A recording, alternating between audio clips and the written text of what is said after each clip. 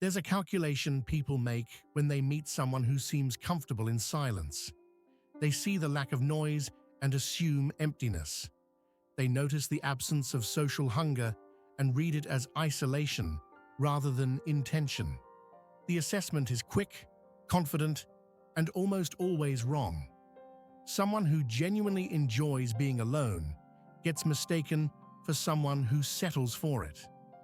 And that misreading creates a dangerous assumption that this person can be treated casually, tested without consequence, kept on hold without risk.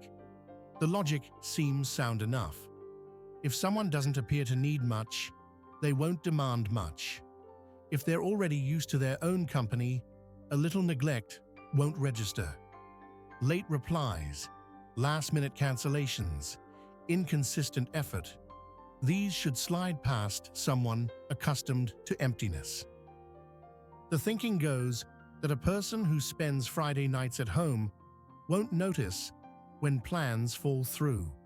Someone who doesn't chase connection won't track the pattern when attention becomes sporadic.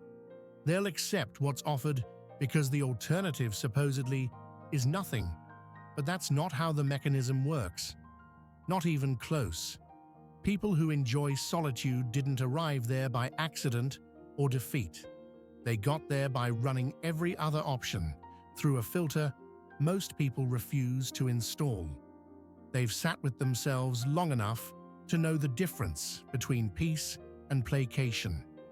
They've tested their own company against the company of others and found that most interactions don't clear the bar, not because they're superior, because they've already survived what terrifies everyone else: the absence of distraction, validation, and external reassurance.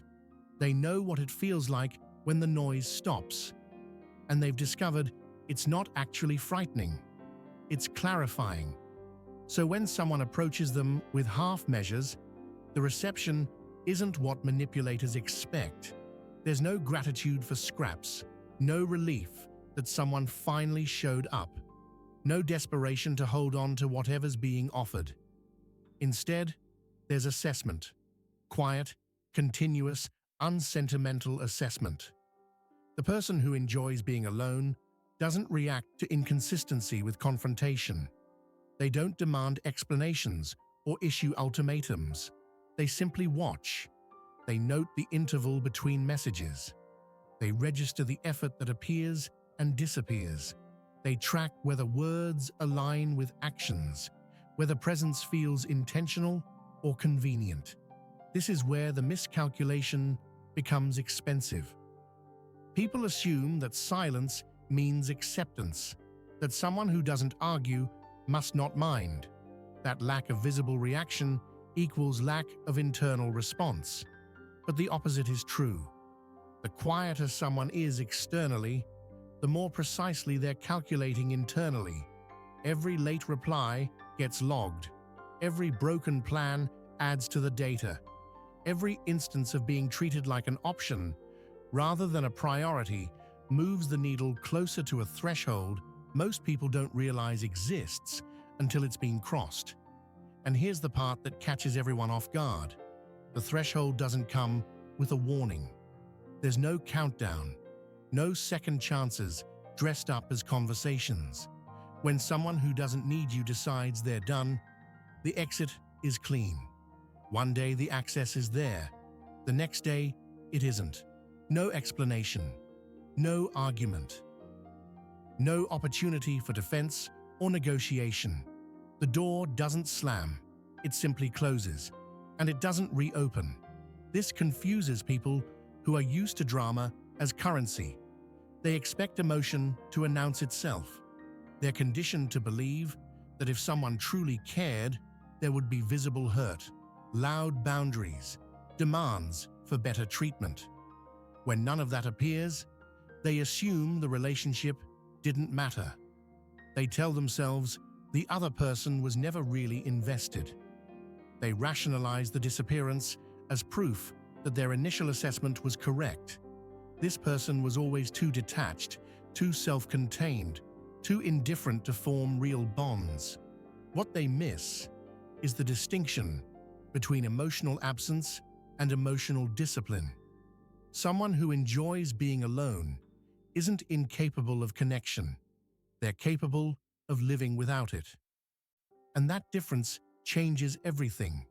It means their presence in your life isn't motivated by fear. It's not sustained by loneliness or social obligation.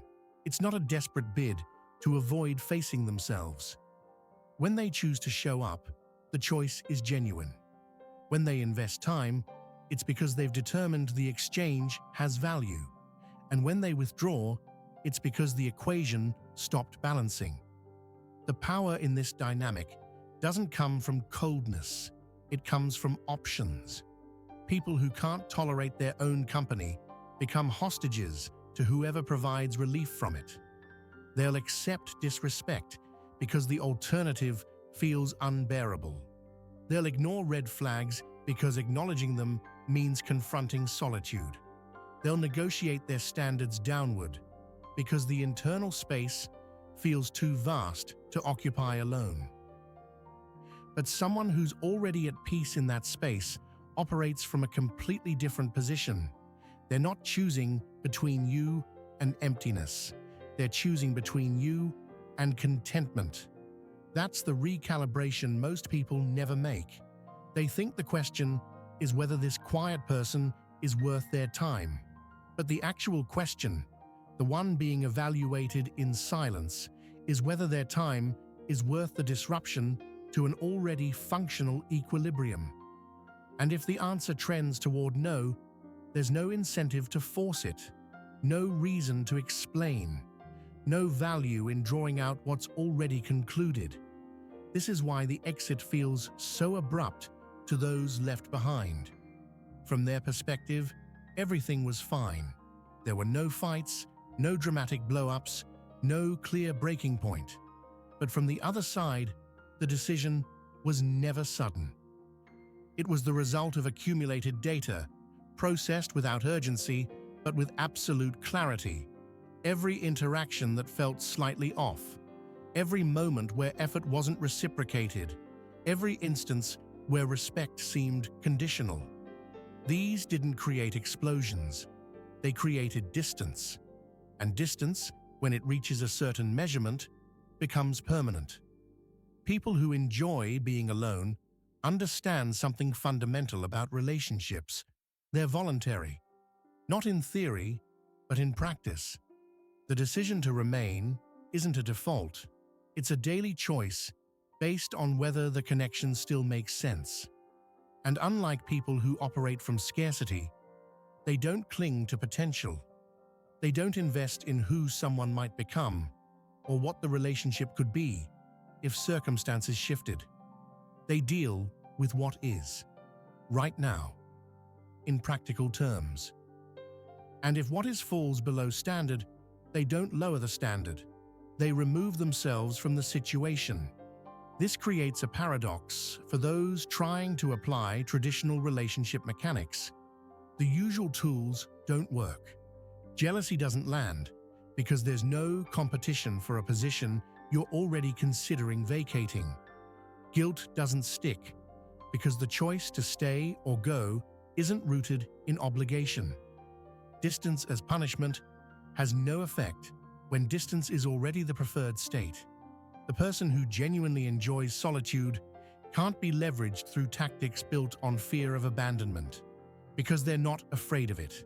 They've lived it. They've chosen it. They know exactly what it costs and what it provides. What remains then is actual value, real consistency, genuine respect, not as performance, not as negotiation, as baseline. And for people unused to operating at that level, the adjustment either happens or it doesn't. But either way, there won't be a lengthy grace period. There won't be multiple conversations explaining what needs to change. The person who enjoys being alone has already done the work of knowing what they require to let someone into their carefully maintained peace. If that threshold isn't met naturally, they won't teach it. They'll just leave, and they'll do it the same way they do everything else, quietly, completely, and without looking back. Because the one thing they've never needed is an audience for their decisions. The validation came from within a long time ago. The permission was granted by themselves, and the standards were set not through comparison with others, but through intimate knowledge of what preserves their internal equilibrium. So when they walk away, it's not an emotional statement. It's not a test. It's not a bid for attention or a plea for change. It's simply the logical conclusion of an equation that stopped working. And the person left wondering what happened will likely never understand that the answer was present the entire time. In every moment they assumed silence meant compliance, solitude meant desperation, and peace meant they could proceed without care. They underestimated someone who had already calculated the cost of their absence and found it less than the cost of their presence.